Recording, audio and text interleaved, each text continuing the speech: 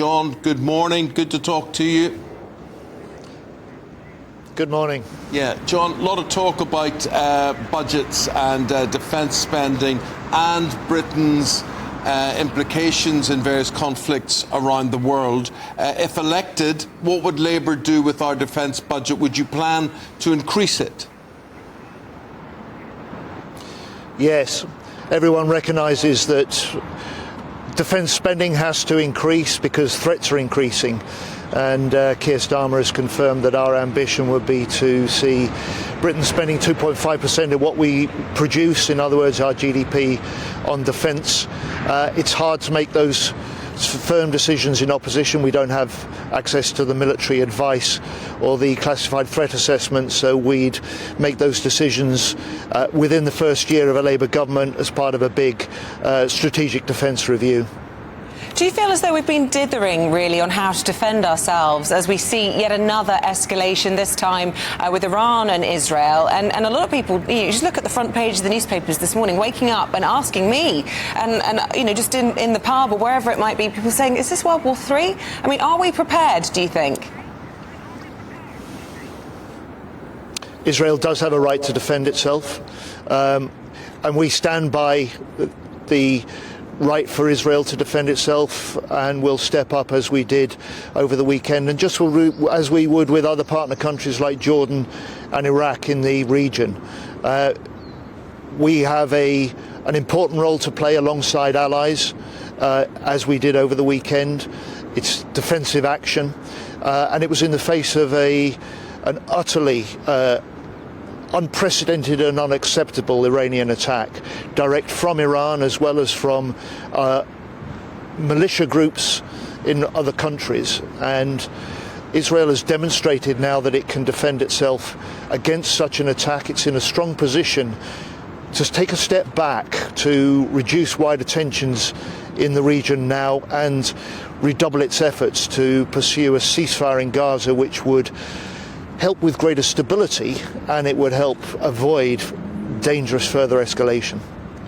But I go back to my question really about whether or not you think that the UK is prepared, not necessarily about Israel's response and, us being involved now in this particular escalation, as opposed to what we saw in Ukraine, where we were really reticent to get our RAF airplanes and pilots involved in any way. This is a bit different, and I just wonder whether you think that, a lot of the mood music that we're hearing from retired generals and experts in the field say that, Britain is sleepwalking into this crisis. No, it is different. You're right. Britain's military role in the region is to reinforce stability. So we are defending international shipping in the Red Sea. We're helping deliver extra humanitarian aid into Gaza, and we're helping defend partner countries like Israel, Jordan, Iraq from attacks. That's an important role that Britain can play and is playing. The worrying thing, of course, is what we hear from former defence ministers saying Britain has no plan for defence under the Conservatives, and that's the product of 14 years of failure under the Tories, where they've cut the army to the smallest since Napoleon. They've hollowed out our forces over that period and seen morale drop to record lows. So what's required now is a fresh plan to defend the country. Labour has that plan. We'd reinforce homeland defences. We'd make allies our strategic strength. We'd fulfil NATO obligations in full. We'd renew the moral contract the country has with those who serve. And finally, we'd direct defence investment first to British jobs and British firms. And in that way, we reinforce our economy, but we also reinforce our national security.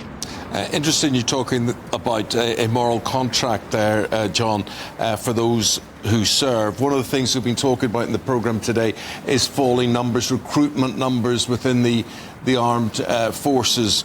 You have got a problem there, or you would inherit a problem, I should say. What can you do about making it more attractive for young people to serve in the Army, in the Navy, in the Air Force? You're entirely right. the government has failed to meet its recruitment targets for the forces every year for the last 14 years. But, you know, it's not a shortage of people wanting to serve.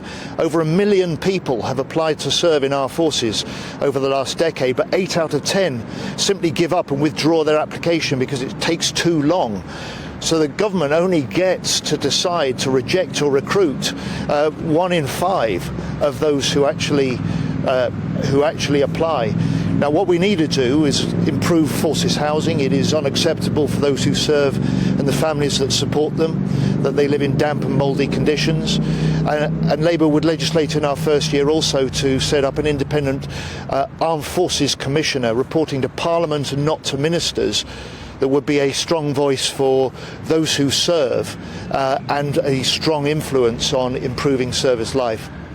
Just finally, I don't know if Labour was informed on Saturday night of the defensive action that the UK was going to take in relation to the Iranian strikes. Do you think there needs to be questions, a debate?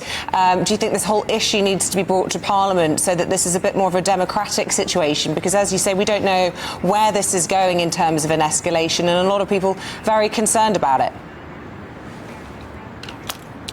So Keir Starmer was informed yesterday morning after the defensive action. We would expect a fuller briefing this morning, but above all we'd expect the Prime Minister in the House of Commons this afternoon to explain to Parliament and the public what military action was given the go-ahead, what the legal basis for that was, but most importantly what the UK is now going to do as a government, diplomatically and in other ways, to urge restraint across the region and prevent further escalation. John Healey, Shadow Defence Secretary, thanks for your time this morning. We've got to leave it there. Thank you very much indeed. Thank you very much. Thank